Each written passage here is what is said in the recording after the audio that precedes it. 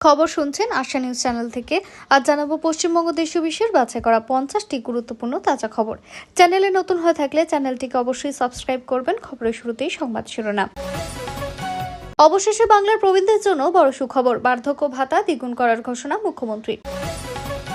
আলিপুরের ভয়াবহ অগ্নিকাণ্ডে ভস্মীভূত 4000 ইভিএম। দুর্ঘটনা নাকি এর পেছনে লুকিয়ে রয়েছে বড় কোনো ষড়যন্ত্র? তালা ভেঙে দীর্ঘ 90 মিনিট তল্লাশি চালিয়েও কিছু মেলেনি। সিজার লিস্ট ঘিরে বিস্ফোরক অভিযোগ, ক্ষোভে ফুঁসছেন সাগরিকা। সোনা দিলেই চাকরি, পুরো নিয়োগ দুর্নীতিতে মদন মিত্রের বিরুদ্ধে ইডির বিস্ফোরক দাবি, চাঞ্চল্য রাজ্য জুড়ে। সিআইডি তলবের আগে অভিষেকের বাড়ি ঘিরে পুলিশ ও কেন্দ্রীয় বাহিনী, ঘটনাস্থলে ছুটে গেলেন মমতা। তৃণমূলের হোয়াটসঅ্যাপ গ্রুপে শাহিনী ঘোষকে নিয়ে তুমুল বিতর্ক, সব দেখেও কেন নীরব অভিষেক ঘনিষ্ঠরা? তৃণমূলকে আরো বড় ভাঙনের ইঙ্গিত, শতাব্দী রায়ের সঙ্গে ভূপেন্দ্র যাদবের বাড়িতে সুদীপ বন্দ্যোপাধ্যায়ের উপস্থিতি ঘিরে জল্পনা। ক্ষমতা হারাতেই শেষ 7 খুন মাফের যুগ, 15 বছরের পুরনো তেরঙ্গাবাজ উধাও, দীর্ঘ রাজনৈতিক বিতর্ক। 14,000 কোটি টাকা নীরব মোদী কাণ্ডে বড় মোড়, পিএনবি কর্তাদের বিরুদ্ধে পর্যাপ্ত প্রমাণ পেল না সিবিআই। অন্নপূর্ণা ভান্ডার প্রকল্পে নতুন নির্দেশিকা, পুরসভার নিয়ম না মানলে কি সত্যি বন্ধ হতে পারে 3,000 টাকার সুবিধে? সুজিত বসুর গ্রেপ্তারি মামলায় বড় আইনি লড়াই, হাইকোর্টে পাল্টা পদক্ষেপ প্রাক্তন মন্ত্রীর। তৃণমূলের অন্দরে বিদ্রোহের আগুন ক্রমশই বাড়ছে, তবে অভিষেকের পাশে কেন অবিচল মমতা? সামনে এলো 5 সম্ভাব্য কারণ। 250 কোটি দুর্নীতির অভিযোগে ফের এফআইআর, অভিষেক বন্দ্যোপাধ্যায়ের রাজনৈতিক চাপ কি আরো বাড়ল? সকাল 7টা থেকে দুপুর 3টে পর্যন্ত ইডির ম্যারাথন তল্লাশি, মদন মিত্রের জোকার ফ্ল্যাটে কি উদ্ধার হলো? রাত 2:30টা পর্যন্ত নজরদারি, অভিষেকের বাড়িতে তল্লাশি নিয়ে বিস্ফোরক দাবি, শালবনী থেকে কেন ছুটে এলো পুলিশ? বেসরকারি হাসপাতালে এবার ফ্রি বেড, কলকাতার নামী নার্সিংহোমে গরিব রোগীদের জন্য বড় সিদ্ধান্ত স্বাস্থ্য দপ্তরের। কুণাল ঘোষের বিস্ফোরক স্বীকারোক্তি, সুমিতকে খুন না করলেও অভিষেকের সময় মিলত না, ভাইপো রাজনীতিতে নতুন ঝড়। আরজিকর কাণ্ডের ছায়া, চিকিৎসক ছেলের রহস্য মৃত্যুর বিচার চেয়ে শুভেন্দুর দ্বারস্থ বাবা মা। পিসি ভাইপোর ক্ষমতার লড়াই কি এবার প্রকাশ্যে? কল্যাণের তোপের পর ড্যামেজ কন্ট্রোলে অভিষেক। পশ্চিম এশিয়া অশান্তির মাঝে ভারতের ঐতিহাসিক সাফল্য, সমুদ্রের গভীরে বড় অর্জন। বিশ্বের প্রথম $1,00,000 কোটি ধনকুবেরকে মাস্ক, আম্বানি, আদানি ও বিড়লাদের অবস্থান নিয়ে তুমুল চর্চা। সরকারি কর্মীদের বকেয়া ডিএনএ মুখ খুললেন নতুন অর্থমন্ত্রী, বাড়ল জল্পনা। তৃণমূল কংগ্রেসের ব্যাংকে কত টাকা, হাতে নগদ কত, প্রকাশ্যে এলো দলের আর্থিক হিসেব। বহরমপুর ছাড়ছেন ইউসুফ পাঠান, সব জল্পনার জবাবে কড়া বার্তা সাংসদের। শুধু 3,000 টাকা নয়, অন্নপূর্ণা যোজনায় মিলবে আরো একাধিক সুবিধে, বড় আপডেট আবেদনকারীদের জন্য। ইডির পদক্ষেপে চাপে তৃণমূল, বদলে যাচ্ছে বাংলার রাজনৈতিক সমীকরণ, দাবি রাজনৈতিক মহলের। সুদীপ বন্দ্যোপাধ্যায়ের দলবদল জল্পনায় বিস্ফোরক মন্তব্য কুণাল ঘোষের, নতুন বিতর্কে সরগরম রাজনীতি। ভয়াবহ আর্থিক সংকটে পাকিস্তান, 6 বছরে আরো 2.7 কোটি মানুষ দারিদ্র্যের কবলে। মমতাদির কাছে নতুন গাড়ি চেয়েছিলেন সুদীপ দা, কল্যাণ বন্দ্যোপাধ্যায়ের বিস্ফোরক দাবি। অমিত শাহের সঙ্গে দীর্ঘ বৈঠক, সুদীপকে মমতার জন্য আরো বড় ধাক্কার প্রস্তুতি দিচ্ছেন। রবীন্দ্রনাথের কবিতা উদ্ধৃত করে মমতাকে বিঁধলেন শোভনদেব, সুদীপ বিতর্কে নতুন মোড়। তৃণমূল নেত্রীকে ঘিরে বিস্ফোরক অভিযোগ, জুতোর মালা পরিয়ে বিক্ষোভে উথাল কাটোয়া। দলে দুর্দিনে সুদীপের পাশে গিয়ে কেন্দ্র এজেন্সির ভয়, কল্যাণের বিস্ফোরক তোপে তোলপাড় রাজনীতি। স্বরাষ্ট্রমন্ত্রীকে নিয়ে বিতর্কিত মন্তব্যে অস্বস্তিতে অভিষেক শিবির, বাড়ছে চাপ। পুরো নিয়োগ দুর্নীতিতে রহস্য, মদন মিত্রের বাড়িতে ইডির তল্লাশি ঘিরে নতুন জল্পনা। এরপর দেখে নেব বিস্তারিত খবর। আমিও জানি না কারা সঙ্গে আছেন, শিউলি সার বিস্ফোরক দাবিতে ঋতব্রতর মেগা অভ্যুত্থান ঘিরে বাড়ল রহস্য। রাজ্য রাজনীতিতে তৃণমূলের অন্দরের দ্বন্দ্ব, বিদ্রোহের জল্পনা ক্রমশই তীব্র হচ্ছে। বহিষ্কৃত নেতা ঋতব্রতকে কেন্দ্র করে যে মেগা অভ্যুত্থানের আলোচনা শুরু হয়েছে, তা নতুন মাত্রা পায় তৃণমূল বিধায়ক শিউলি সার এক মন্তব্যে। তিনি স্পষ্ট জানান, ঋতব্রতের পাশে ঠিক কতজন বিধায়ক রয়েছেন বা কারা রয়েছেন তা তিনি নিজেও জানেন নাই। বক্তব্য সামনে আসতে রাজনৈতিক মহলে নতুন করে জল্পনা শুরু হয়। সম্প্রতি দল বিরোধী কার্যকলাপের অভিযোগে ঋতব্রত ও সন্দীপন শাহকে তৃণমূল থেকে বহিষ্কার করা হয়। বহিষ্কারের পর থেকে দাবি উঠতে থাকে যে বহু বিধায়ক ও নেতা তাদের সঙ্গে যোগাযোগ রাখছেন। রাজনৈতিক মহলের একাংশের দাবি সংখ্যা 58 থেকে 2066 পর্যন্ত হতে পারে, যদিও সেই দাবির পক্ষে এখনো কোনো আনুষ্ঠানিক তালিকা বা প্রমাণ আসেনি। শিউলির বক্তব্যের সবচেয়ে বেশি গুরুত্ব পাচ্ছে এই কারণেই যে তাকে বিদ্রোহী শিবিরের ঘনিষ্ঠ বলে মনে করা হচ্ছে।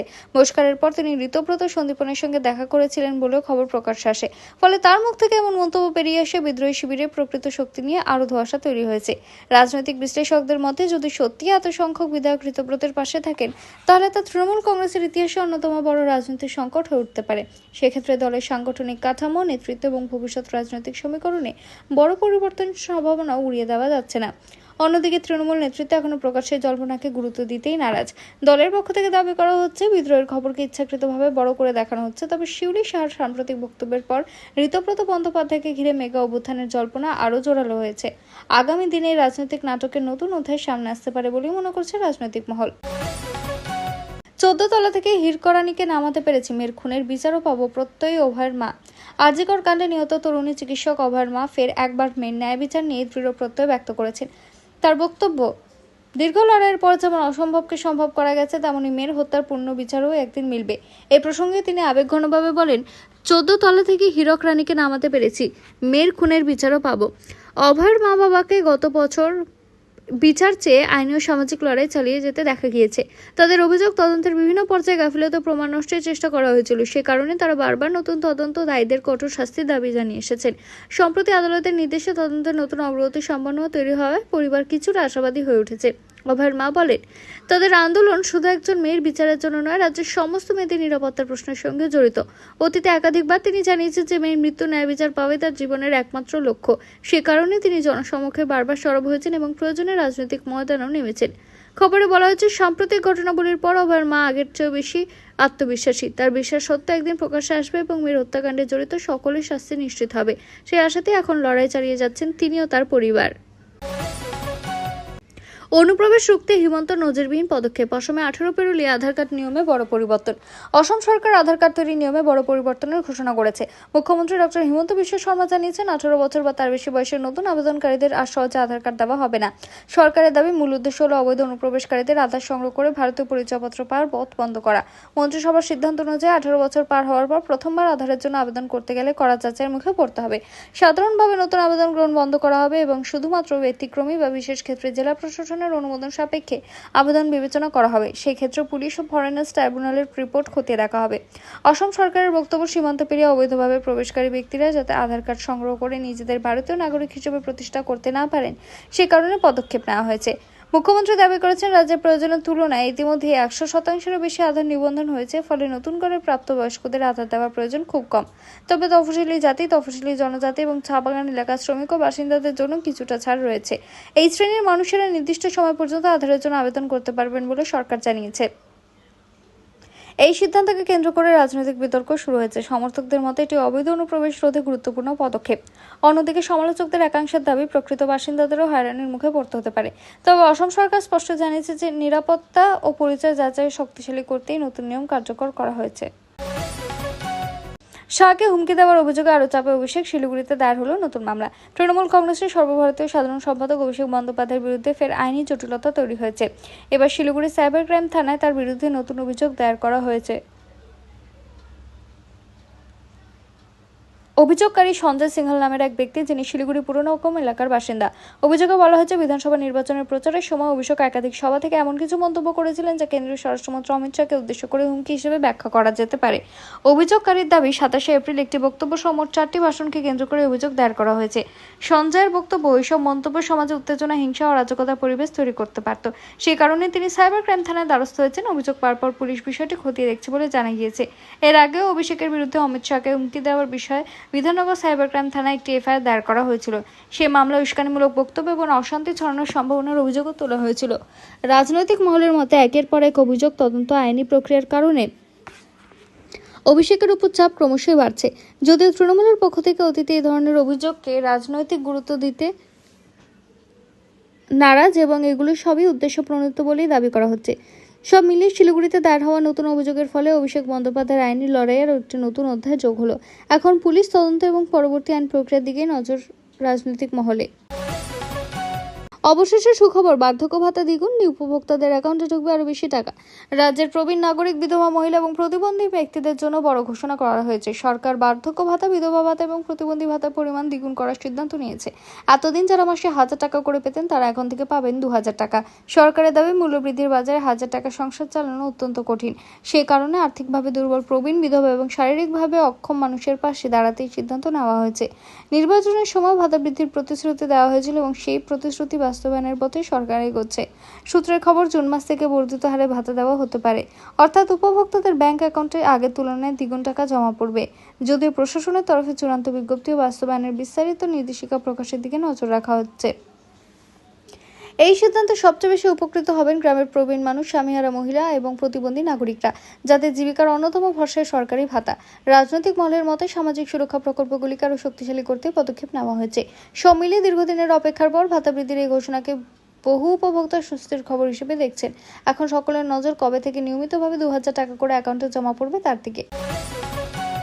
অন্নপূর্ণা ভান্ডার নিয়ে নতুন বিজ্ঞপ্তি, পৌরসভার নির্দেশ না মানলে কি 3,000 টাকা বন্ধ হতে পারে? অন্নপূর্ণা ভান্ডার প্রকল্প নিয়ে নতুন করে আলোচনা শুরু হয়েছে একটি সরকারি বিজ্ঞপ্তিকে ঘিরে।